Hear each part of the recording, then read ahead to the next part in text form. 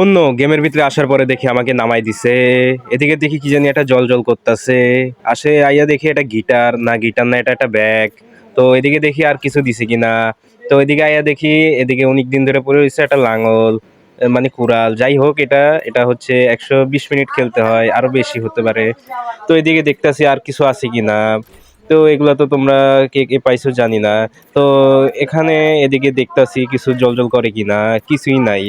তো সামনে আসার পরে এখানে একটা ইম্পর্টেন্ট বিষয় যেটা লক্ষ্য করো, এখানে লিখে দিয়েছে যারা মাস্টারে আছে তারা সর্বোচ্চ ডায়মন্ডে যারা থাকবে তাদের সাথেই স্কট করতে পারবে, এবং যারা মাস্টারে আছে তারা শুধু হিরোইকের প্লেয়ারদের সাথেই ইয়া করতে পারবে, মানে রোল।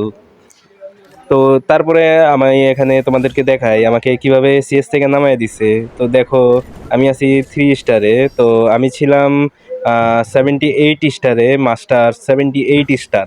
তো এখান থেকে নামাই দিছে। তো আমি আমার বেশিরভাগ খেলা পড়ছে MB5 দিয়ে, এবং মাত্র এই দুইটা টিমমেটের সাথে বেশি খেলা পড়ছে। তো তোমরা কে কোন পজিশনে ছিল অবশ্যই কিন্তু আমাকে কমেন্টে বলে যাবা। তো আমাকে মাস্টার থেকে ডায়মন্ডে নামাই দিছে, ডায়মন্ড 3-তে আছি। তো তোমরা কে কোন স্টারে আছো অবশ্যই আমার এই কমেন্টে বলে যাবা।